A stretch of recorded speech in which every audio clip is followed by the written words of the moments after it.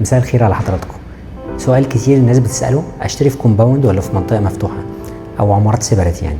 خلينا نبدأ بالكومباوند. الكومباوند بيوفر لك امان عالي جدا بسبب الاسوار والسكيورتي اللي موجود، خدمات متكاملة زي مولات، مدارس، جيم، مساحات خضراء، تنظيم احسن للشوارع، والباركينج بيكون مترتب، وده بيخلي حياتك اسهل خصوصا لو عندك اطفال لانهم بيقدروا يلعبوا في امان.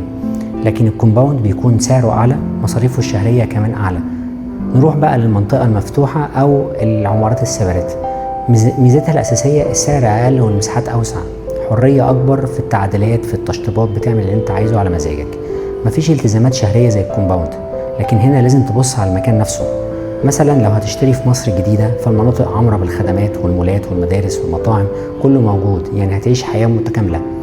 لكن لو هتشتري في عمارة لسه في التجمع، في مكان حواليك لسه المشاريع بتتنشئ، ساعتها ممكن تحس انك عايش ومش عايش، لان الخدمات لسه مش متوفرة حواليك. الخلاصة، لو اولويتك الراحة والامان والكوميونتي يبقى الكومباوند انسب ليك. لو اولويتك السعر والمساحة ومش فارق معاك الخدمات، المنطقة المفتوحة والعمارات السيبرت هيكون اختيار مناسب ليك.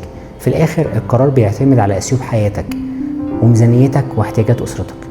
ما تنسوش تعملوا فولو او سبسكرايب وتابعونا عشان تعرفوا كل جديد عن السوق العقاري.